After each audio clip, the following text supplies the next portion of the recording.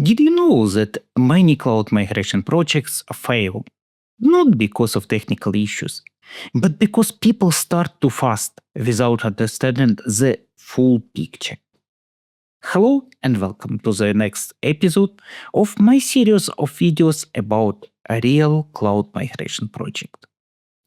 I worked in IT for over 20 years and I've led different very complex cloud migration projects. In this video, I would like to explain what happens at the very beginning of such projects. I'll walk you through the first steps I take when I join a migration team. These steps can help you avoid big mistakes later. Before we proceed, if you find this content helpful, please like and subscribe. Your support helps grow our community and signals to YouTube that this channel provides valuable information. I very appreciate your help in sharing knowledge. So, let's start from the beginning. I joined a project where the task was to move both modern and legacy enterprise systems from several physical data centers and one smaller cloud providers into larger, scalable cloud environment. But before we talk about the migration process, we must understand the environment. Modern IT systems are usually built in the last maybe 5 years. This might include .NET applications on Internet Information Service, Lambda functions, or maybe event-driven services with RabbitMQ or Kafka. This is a modern stack from my standpoint, and it's easier to move. But even modern systems can hide old parts inside. Legacy IT means anything older. For example, sometimes much older. You'll find monoliths in PHP or Java, or even COBOL or Perl. There might be old Oracle or ClickHouse databases with a little documentation, or even without any documentation and with sometimes a bit strange configuration. When people leave the company, knowledge disappears, and that's when the trouble begins. The data center might be a rented space with, for example, 20 racks full of equipment, servers, hypervisors, NAS, routers, etc., etc.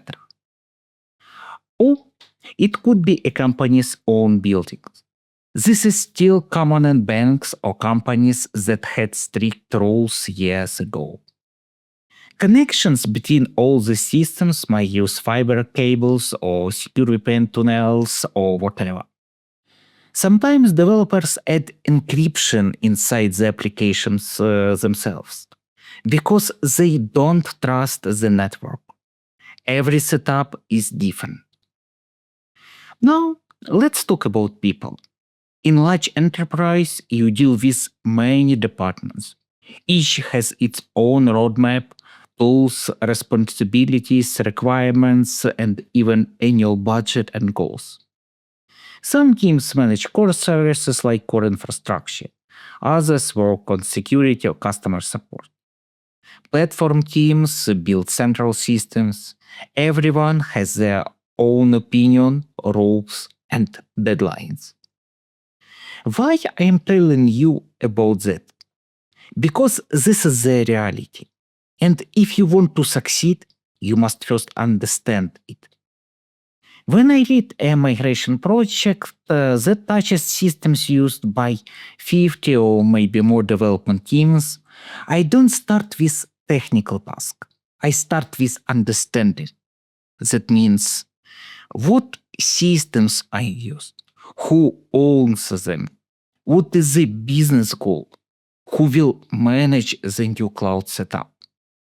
These are not technical questions, but they help me avoid failures later. I've seen many people make the same mistake. They dive deeper into source code or tools before they understand the whole project. They make changes to a small parts without thinking about dependencies. In complex projects, this can cause major problems in the future. In the next video, I'll show you my full list of early questions I ask stakeholders. These are simple but powerful.